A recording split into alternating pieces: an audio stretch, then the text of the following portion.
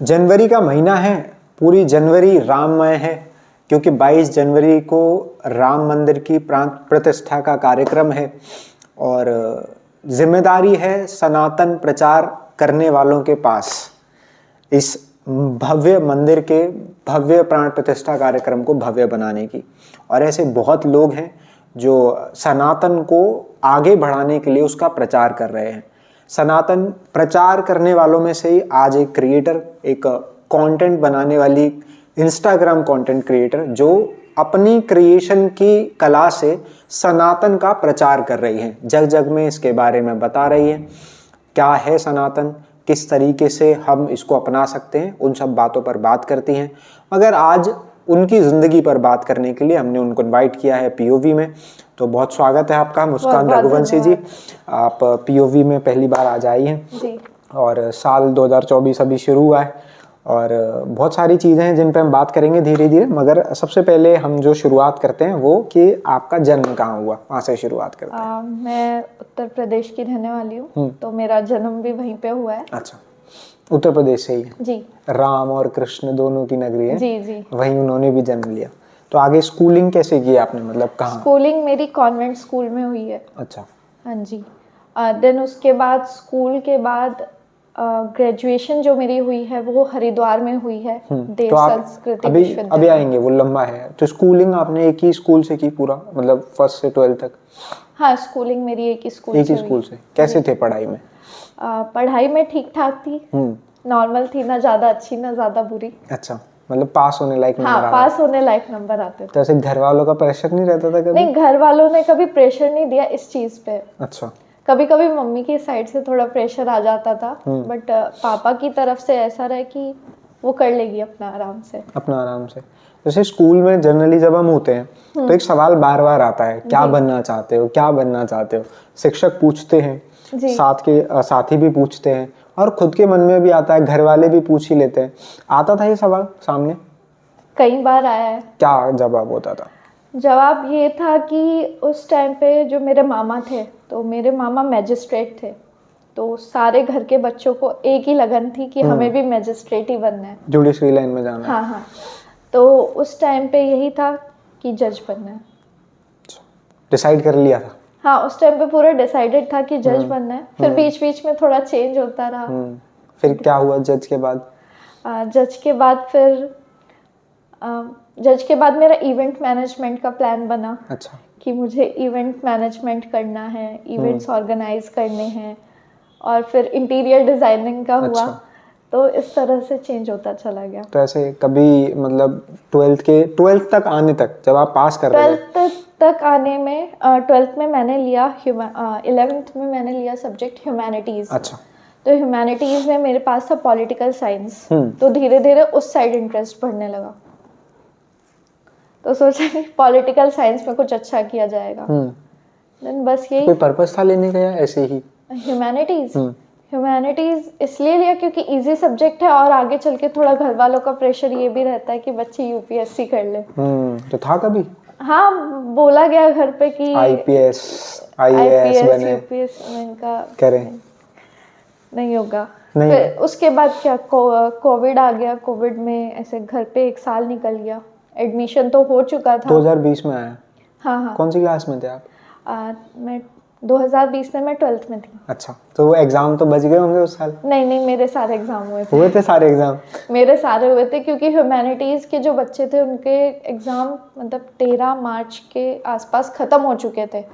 और कोविड जो स्टार्ट हुआ था, जो लॉकडाउन स्टार्ट हुआ था, वो 21 मार्च से स्टार्ट हुआ था। अच्छा। मेरे को ये डेट एग्जैक्टली याद है, क्योंकि 21 मार्च से बहुत सारे बच्चों के एग्जाम नहीं हुए थे, तो वो पूरे खुश थे। मेरे सारे मतलब खत्म हो गए थे। तो 12th तक क्या सपना चल रहा था दिमाग में कि क्या बनना है? 12th तक मेरा यही था कि मुझे वही इवेंट मैनेजमेंट का मैंने आपको बताया, फिर उसके बाद थोड़ा पॉलिटिकल साइंस में कुछ आगे कर लूँगी, यही था। मतलब पूरा अच्छे से डिसाइडेड नहीं था कि क्या करना है। तो इवेंट मैनेजमेंट का क्या था कि घर में कोई भी पार्टी हो रही है, कोई भी फंक्शन हो रहा है, तो सारी डेकोरेशन कर रही हूँ, अपने बर्थडे की डेकोरेशन खुद कर रही हूँ, तो यही सारी चीज़ें चल रही थी। कैसी थी स्कूल लाइफ, मतलब अगर ओवरऑल देखें तो? स्कूल लाइफ मेरी बहुत अच्छी रही है। स्कूल में मतलब ये है कि स्कूल कॉन्वेंट था, तो फाइन भी चढ़ता था हिंदी बोलने पर कि अगर हिंदी बोलेंगे तो फाइन देना पड़ेगा। और ड्रेसिंग सेंस भी थोड़ा क्रिश्चियनिटी वाला था। देन उसके बाद स्कूल में हमारा एनुअल फंक्शन जो होता था वो भी 25 दिसंबर को होता था। तो उस टाइम पे इतना दिमाग नहीं था या इतनी सारी चीज़ें नहीं पता थी। तो उसी में स्कूल लाइफ में क्या था कि मुझे डांस का बहुत शौक था। तो डांस में मैं हमेशा मतलब सेंटर में रही हूँ, लीड रही हूँ। तो ये सारी चीज़ों में पार्टिसिपेट करना, सारी चीज़ों में एंगेज रहना पढ़ाई से थोड़ा ज़्यादा उन चीज़ों में था। और स्पोर्ट्स में काफ़ी था। स्पोर्ट्स क्या खेलते थे? स्पोर्ट्स वॉलीबॉल खेलती थी। वॉलीबॉल खेलते था? हाँ जी। मतलब स्कूल के बाहर भी खेला है स्कूल में? नहीं, स्कूल में खेला है और फिर इंटर स्कूल जो कॉम्पिटिशन्स होते हैं उनमें खेला है। फिर रेस में भी काफ़ी अच्छा रहा है। 100 मीटर? हाँ जी, नहीं 800 मीटर। 800 मीटर दौड़ते थे? हाँ, जाट है ना, जाटों के बच्चे थोड़े स्फूर्ति वाले होते हैं जी। चलो, तो मतलब आगे फिर आपने क्या डिसाइड किया 12th के बाद क्या करना? 12th के बाद यही कोविड आ गया। यही डिस्कशन चल रहा था कि अब क्या करना है और कहाँ से करना है। तो फिर यही था कि सारे जितने भी कज़न्स थे बाकी के वो सब लोग जा रहे थे। कोई दिल्ली आ रहा था, कोई देहरादून जा रहा था, सब अलग अलग जगह जा रहे थे। कोई यूपीएससी, ग्राफिक एरा, एमईटी। तो पापा का ये था कि डीएसपीवी में कराना है, देव संस्कृति विश्वविद्यालय, ये हरिद्वार में है। ये गुरुकुल परंपरा के हिसाब से ही चलता है, इसको एक मॉडर्न गुरुकुल कह सकते हैं। तो पापा ने ऐसा क्या हुआ कि अचानक कॉन्वेंट से सीधे गुरुकुल? वो यही था कि पापा का ये था, पापा का स्टार्टिंग से यही था कि बच्चों को इस तरह की जगह पे पढ़ाना चाहिए, क्योंकि वो पहले से ही वो हमारे अंदर वो चीज़ें डाल रहे थे। बट आसपास कोई ऐसी जगह थी नहीं स्कूल टाइम पे। तो स्कूल टाइम पे तो चल रहा था जैसे चल रहा था। तो फिर उन्होंने यही डिसाइड किया कि ऐसी जगह जाना चाहिए जैसे गुरुकुल।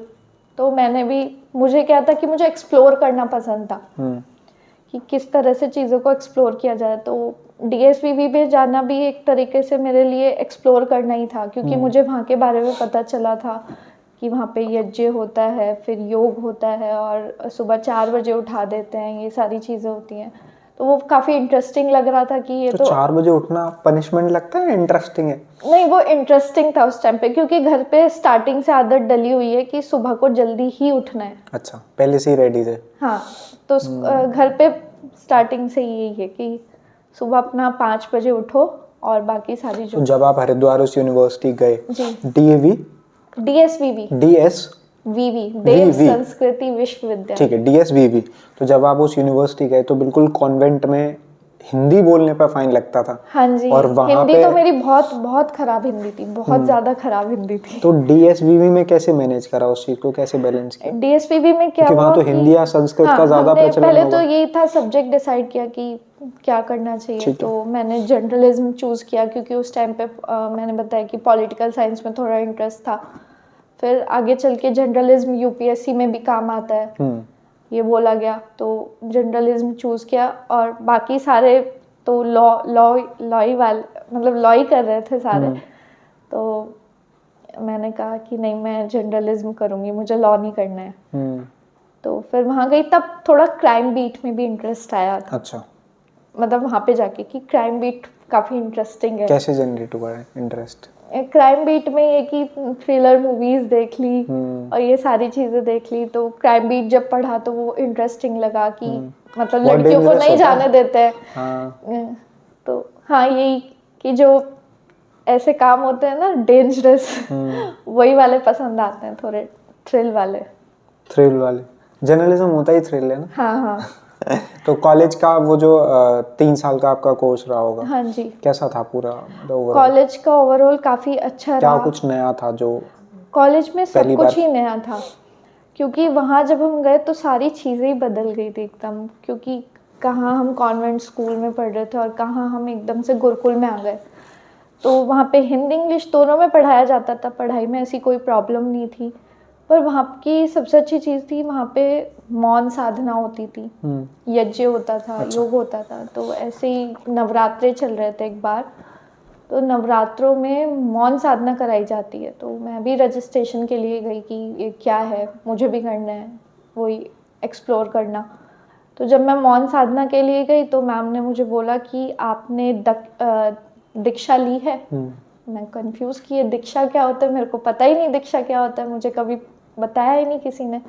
तो मैंने कहा मैम मैंने तो दीक्षा नहीं ली है। तो फिर वो फॉर्म फिल हो गया, फिर मैं मैम के पास गई जिन्होंने मुझे बताया था। कहा मैम ये दीक्षा क्या होती है, मुझे चाहिए। तो मैम ने कहा कि बेटा दीक्षा ना बहुत हार्ड होती है, आप कर पाओगे? मैंने कहा हाँ हाँ मेरे को बताओ तो क्या होती है, करना क्या होता है। तो उन्होंने मुझे कहा कि ठीक है कल को 4 बजे महाकाल पे आ जाना। एक महाकाल का बड़ा मंदिर था यूनिवर्सिटी के में बिल्कुल सेंटर में। तो मैं वहाँ गई, तब मैम ने बताया कि दीक्षा होती है कि आपको गायत्री मंत्र की गुरु दीक्षा दी जा रही है कि आपको दिन में 3 बार जाप करना ही करना है रेगुलर, और उसके काफ़ी सारे नियम भी होते हैं। तो ऐसी चीज़ें तो खैर मैम ने नहीं बताई कि नियम वगैरह कुछ ज़्यादा हार्ड। तो वहाँ पे महाकाल पे मैम ने दीक्षा दी, थोड़ी पूजा वगैरह होती है। तो मैंने कहा ठीक है। तब मुझे थोड़ा डर लगा कि यार कुछ गलत तो नहीं कर दिया मैंने, कि कोई पाप तो नहीं कर दिया। मतलब अगर मैं नहाई नहीं और मुझे माला वगैरह करनी पड़ी। तो फिर देखा कि आसपास के काफ़ी सारे बच्चों ने ली हुई थी, क्योंकि गायत्री परिवार का मेन मोटिव ही ये है कि गायत्री मंत्र को आगे बढ़ाना, जन जन तक पहुंचाना। तो फिर वहाँ से स्टार्ट हुई। फिर जब मौन साधना करी, वो सुबह से शाम तक आपको एक कमरे में रहना होता है, आपको जप करना होता है और गायत्री मंत्र लिखना होता है। फिर शाम को सुबह से शाम तक? हाँ, सुबह के 5 बजे से शाम के 5 बजे तक आप बोल नहीं सकते? हाँ, कुछ नहीं बोल सकते, और आपको अपने मन में भी कुछ ऐसे विचार नहीं लाने हैं, इसलिए आपको जप करते रहना है। क्योंकि कई बार होता है कि लोग कहते हैं कि हमारा ध्यान भटक रहा है, कि हम जप कर रहे हैं या मेडिटेशन कर रहे हैं, ध्यान भटक रहा है। तो उसका भी एक तरीका है कि अपने मन को बार बार बोलो कि मेरे मन तू क्या सोच रहा है, मेरे मन तू क्या सोच रहा है। वो थोड़ी देर में हम यही भूल जाएंगे कि हम सोच क्या रहे थे, तो फिर उसको स्टार्ट करो जप को, तो वो उससे हमारा कंसंट्रेशन बढ़ जाता है। फिर तो मौन साधना की। मौन साधना करने के बाद जब वापस आई, वो एक अलग ही एनर्जी थी, वो बहुत ही मतलब डिवाइन एनर्जी जिसको कह सकते हैं, कि ऐसा फील हो रहा था कि इधर जब आपने पहली बार मौन साधना की? हाँ। तो ये है कि मौन साधना हर किसी को करनी चाहिए, कि वो बहुत इम्पॉर्टेंट है। अभी मेरा रेगुलर का ये है कि जब मैं सुबह को उठती हूँ तो कम से कम मैं 15-20 मिनट तो चुप रहती हूँ, ना बोलना किसी से ना कुछ, बिल्कुल शांत। और तो उससे अलग ही एनर्जी होती है, बहुत अच्छा फील होता है। क्या मतलब बिल्कुल ना बोलना? हाँ, क्योंकि हमारी सबसे ज़्यादा एनर्जी जो खर्च होती है वो बोलने में खर्च होती है। और जब आप पूरा दिन नहीं बोलोगे और अचानक से आप ऐसे सुबह से शाम तक एकदम उठ के जाओ और फिर देखो आसपास, आपके अंदर स्पीड ही अलग आ जाती है कि सारी चीज़ें कर लो, और कंसंट्रेशन भी एकदम सही होता है। सुबह सुबह कुछ गलत बोल दिया तो पूरा दिन वही चल रहा है। हाँ वही, इसलिए तो 15 मिनट शांत रहो बिल्कुल उठने के बाद। तो अभी भी वही प्रैक्टिस करते हैं? हाँ, अभी भी वही है। तो वहाँ पे आपने जब ये सीखा तो उसी ड्यूरिंग आपको ये जो आप आज कंटेंट बनाते हैं, ये बनाने का आइडिया कब आया? ये मेरा यूट्यूब चैनल था पहले से ही, एक छोटा सा, मैं कुछ ना कुछ उस पर डालती रहती थी। स्कूल टाइम से? हाँ, स्कूल टाइम से था, शौक था बस, ऐसे ही कुछ भी बनाया डाल दिया। तो मैंने अपने बर्थडे का एक व्लॉग बनाया हुआ था। मैं अपने हर साल अपने बर्थडे पे अनाथ आश्रम जाती हूँ, तो उसका एक छोटा सा व्लॉग मैंने बनाया हुआ था। तो गौतम जी मेरे सीनियर थे मास्टर्स में, तो वो तभी आए थे और मुझे 1 साल हो चुका था वहाँ पे। तब उन्होंने वो वीडियोस देखी, तब उनसे बात हुई, तो उन्होंने मुझे बताया कि आप अच्छा बोलते हो तो आप कर सकते हो, आप करो। क्योंकि उस टाइम पे मैं थोड़ी स्पिरिचुअल बुक्स भी पढ़ रही थी गुरुदेव की। उन्होंने काफ़ी अच्छा साहित्य लिखा है, विचार क्रांति अभियान उन्होंने चलाया हुआ था, उनका सबसे प्रमुख अभियान है विचार क्रांति अभियान। तो उनकी किताबें पढ़ रही थी, हिंदी में पढ़ना स्टार्ट किया। तो उन्होंने मुझे बोला कि तुम एक छोटे से कोट से स्टार्ट करो, गौतम जी ने मुझे बोला। मैंने स्टार्ट किया, फिर धीरे धीरे तब से ये सारी चीज़ें चलने लगी। पहले को मुझे डर लगता था बहुत कि यार कैसे बोलूँगी मैं, कैसे होगा, कैमरा फियर, ये सारी चीज़ें, पर वो धीरे धीरे होता गया। तो कॉलेज के फर्स्ट ईयर सेकंड ईयर में ही थे जब से स्टार्ट किया? मैं सेकंड ईयर में थी। सेकंड ईयर में थे। तो पहले वीडियोस बनाई? हाँ जी। फिर ऐसे जब बना रहे थे तो आसपास के लोग कुछ बोल रहे थे? हाँ, बहुत बोला, क्रिटिसाइज भी किया गया काफ़ी। क्या बोला? रिश्तेदारों ने भी काफ़ी किया, रिश्तेदार भी करते ही हैं। यही कि 2 दिन का है और बस 2 दिन का शौक है, ख़त्म हो जाएगा फिर बैठ जाएगी करके, यही था सबका। और कुछ और भी कर सकती थी, मतलब पहले मॉडलिंग भी की है तो वो भी कर सकती कब थी। की modelling? Modelling 12th 11th 12th। अच्छा, हाँ जी। स्कूल में की या बाहर? नहीं, बाहर। बाहर की। तो बिल्कुल ऐसे अपोजिट नहीं हो गया था ये? हाँ, काफ़ी अपोजिट हुआ था क्योंकि क्या जगह का बहुत फ़र्क पड़ता है। आप जिस जगह जाओ उसका बहुत फ़र्क पड़ता है। अगर मैं कहीं और जाती, मुझे लगता है कि शायद इतने चेंजेस ना आ पाते। अब तक शायद मैं भी बाकी बच्चों के साथ ही उनकी तरह होती। बट जो जगह थी देव संस्कृति विश्वविद्यालय, बहुत प्योर जगह, बहुत शांत एकदम। मतलब अब भी उस जगह से इतना प्रेम है कि जुड़ाव है कि वहीं पे जाऊँ। खत्म हो गई ग्रेजुएशन? हाँ जी। फिर आगे क्या सोचा? अभी फिर मास्टर्स का प्लान हुआ, तो मास्टर्स में भी कुछ डिसाइडेड नहीं था। पापा बोल रहे थे कि जर्नलिज्म में ही कंटिन्यू करो। फिर थोड़ा ये था कि अध्यात्म की तरफ थोड़ा मोड़ हुआ, तो सोचा ग्रंथ पढ़े जाएंगे, गीता पढ़ी जाए। तो फिर योग में इंटरेस्ट आया कि योग करते हैं। फिर योग में एडमिशन लिया, गुरुकुल कांगड़ी विश्वविद्यालय। स्वामी श्रद्धानंद जी से बहुत प्रेरित हूँ, तो स्वामी श्रद्धानंद जी की पूरी जीवनी पढ़ी थी। मतलब हमारे पूरे देश में उन्होंने सर्वप्रथम, मतलब आधुनिक युग में गुरुकुल स्टार्ट किया। तो क्या जीवनी को अगर आज के युवा को 30 सेकंड में समझाना हो, क्या समझाने लायक है? स्वामी श्रद्धानंद जी की जीवनी, स्वामी श्रद्धानंद जी वो इंसान थे जो कभी डरे नहीं। मतलब वो बहुत ज़्यादा निडर जिसे कह सकते हैं। उनके सामने कोई भी, यहाँ उनके सामने ब्रिटिशर्स आकर खड़े हो गए, उनके गोली तक उनको दिखा दी, पर वो डरे नहीं ना, वो हिले। उनका मतलब वो बहुत शांत काम इंसान थे। और स्वामी श्रद्धानंद जी ने, हम देखें कि जैसे हम अभी आपको बता रहे हैं कि मेरी लाइफ इस तरह चेंज हुई या इस तरह मोड़ है, स्वामी श्रद्धानंद जी की लाइफ में भी इसी तरह से मोड़ आए। वो शराब भी पीते थे, वो बाकी सारी चीज़ें भी करते थे। उनकी जीवन में मोड़ आया जब उन्होंने स्वामी दयानंद सरस्वती को देखा, उनसे मिले। और जब उनसे मिले तो उनकी पूरी लाइफ चेंज हो गई, क्योंकि स्वामी दयानंद जी के विचार ऐसे थे। स्वामी श्रद्धानंद जी बचपन से ही उनके अंदर ये था कि ये क्या चीज़ है, ये ऐसे क्यों होता है। हर किसी के अंदर थोड़ी क्यूरियोसिटी होती है कि ये भी जाने। तो उन्होंने स्वामी दयानंद सरस्वती को देखा, तो उनके मन में तब भी शंका थी कि यार ये ऐसे कैसे हो सकता है, इसका पता किया जाए, इसका पीछा किया जाए। तो एक दिन वो स्वामी श्रद्धानंद जी स्वामी दयानंद सरस्वती के पीछे गए, तो काफ़ी दूर तक गए, तो एक मोड़ आया, तो स्वामी दयानंद सरस्वती आगे निकल चुके थे। वो सोचने लगे पता नहीं कहाँ चले गए, गायब हो गए। नेक्स्ट डे वो वहीं बैठ गए कि आज भी आएगा, इसी रास्ते से जाएगा। तब जब स्वामी दयानंद सरस्वती आए तो उन्होंने उनका पीछा किया, तो उन्होंने देखा कि स्वामी दयानंद सरस्वती एक पेड़ के नीचे बैठे हैं और ध्यान कर रहे हैं, मतलब पूरा समाधि में लीन है।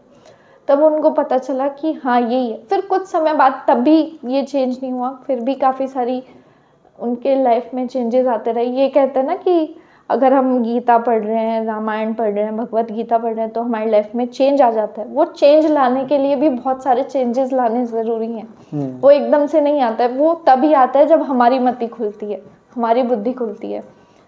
तो यही हुआ कि जब ये सब हो गया, वो वापस आ गए, उनका काम चलने लगा। फिर एक दिन उनके सपने में स्वामी दयानंद सरस्वती आए, उन्होंने उनको डांट फटकार लगाई। तब उनकी आंखें खुली कि हाँ यार, वो मिला था और वो व्यक्ति ऐसा था, उसने ये समाज के लिए किया। तो स्वामी श्रद्धानंद ने तब से शुरुआत की।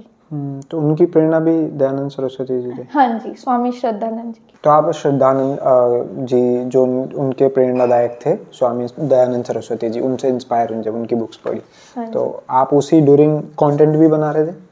हाँ जी। जब भी आप ये बुक्स पढ़ रहे थे, क्या हुआ कि आर्य समाज में थोड़ा जाना हुआ लास्ट ईयर फेब में ही। तब हमारी क्या थी, जो DSPV है, देव संस्कृति विश्वविद्यालय है, वो सोशल इंटर्नशिप पे हम लोगों को भेजता है। ओके।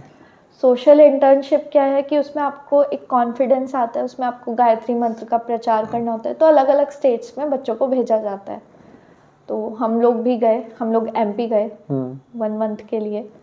तो वहाँ पे बहुत सारी चीज़ें सीखी हमने कि समाज में लोग कैसे रहते हैं, और सबसे बड़ा मतलब वहाँ पे अतिथि देवो भव का भाव सबसे ज़्यादा हमने देखा।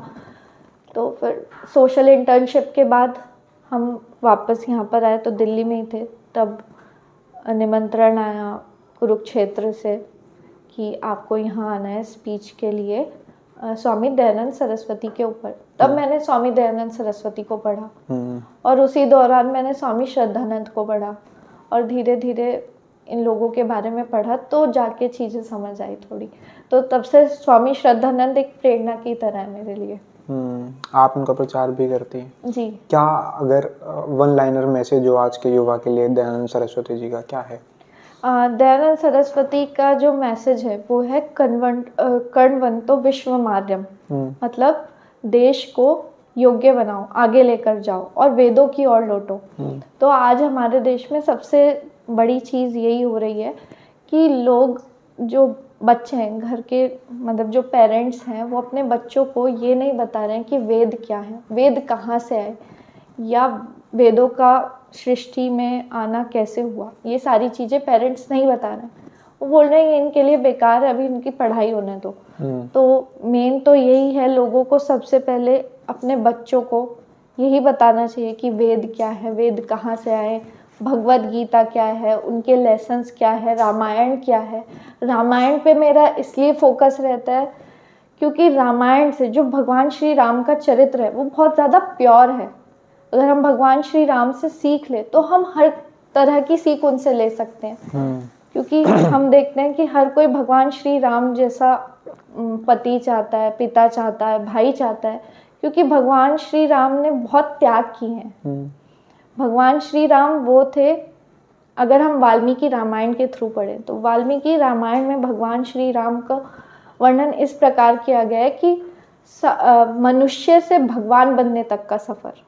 वो एक सामान्य मनुष्य थे जो दशरथ जी के घर में पैदा हुए, पर उन्होंने अपना त्याग से, अपनी विद्या से, बल से समाज के बीच में से निकलते हुए मनुष्य से भगवान बने। एक एग्जाम्पल उन्होंने स्थापित किया।